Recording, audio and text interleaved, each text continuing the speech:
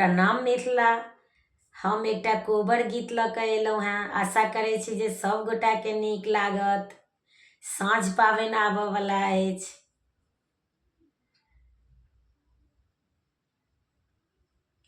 कथी के गज कोबरी रे कोबरी, कोबरी बानी माई हे काथिए लागल के बार चारू दिशा कोबरी बनी।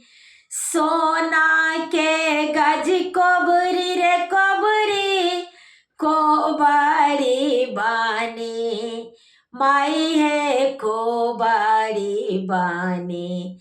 माई हे हीरा मोती लागल के बार चारू दिशा कोबरी बनी। माई हे हीरा मोती लागल के बार चारू दिशा कोबरी बनी। ताही कोबर सूता गेल दूल्हा से राम जी माई हे कोबरी बनी।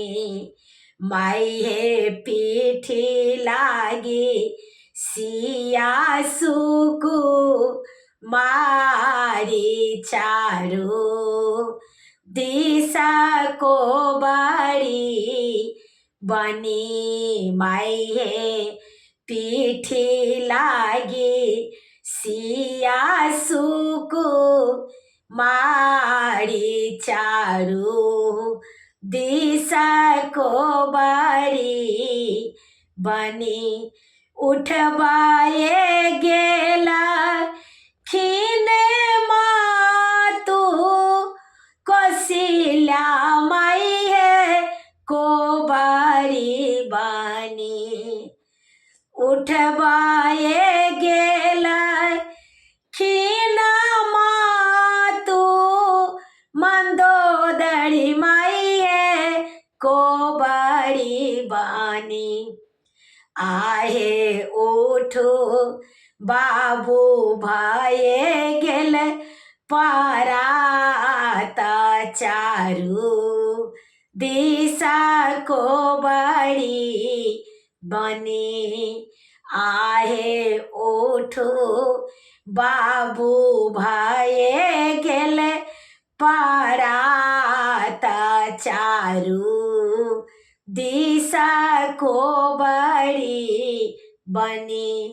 हम नाही उठा बाई मातु मंदोदरी माई हे कोबरी बनी।